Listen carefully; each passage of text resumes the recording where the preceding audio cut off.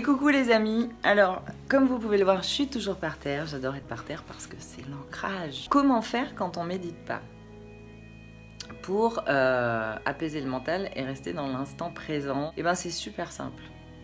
En fait, quand on fait de la méditation, la plupart du temps, dans l'aspect dont on nous le présente, c'est de se fixer un horaire pour faire de la méditation. Ce que j'observe, et ce qui est dommage, c'est que une fois qu'on a fait cette méditation-là, le reste de la journée, le mental repart et on perd les effets bénéfiques de cette méditation.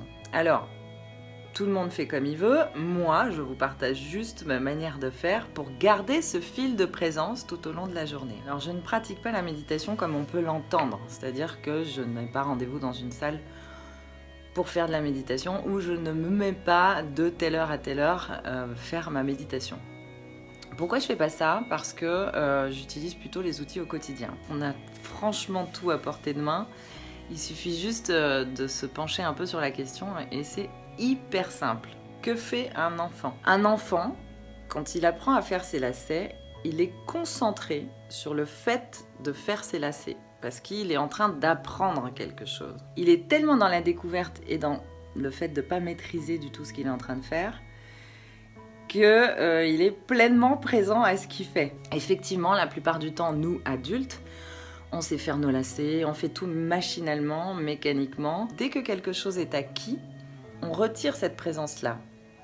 Donc, on laisse la place au mental de pouvoir vadrouiller dans du n'importe quoi, des pensées, des questions futures, passées, etc. Et pour moi, l'état méditatif que je peux aborder tout au long de la journée, c'est justement dans ces petites choses-là. Le fait de faire mes lacets.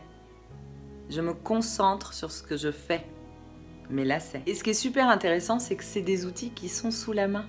Et ça vous permet de garder ce fil et de présence tout au long de la journée. C'est-à-dire revenir à ce que je suis en train de faire, porter attention à ce que je fais, même si c'est quelque chose que j'ai acquis et que je sais faire.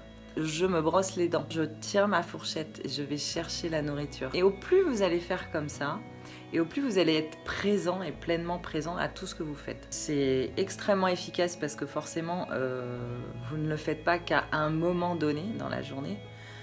Vous le faites vraiment sur le quotidien, sur toute la journée et vous portez votre attention sur tout ce que vous savez faire de manière machinale. Vous allez voir, les effets sont extrêmement bénéfiques. Voilà, je vous fais des gros bisous. Je voulais juste vous partager un petit conseil que moi j'applique et qui est vraiment génial et super facile à mettre en place au quotidien. Je vous embrasse!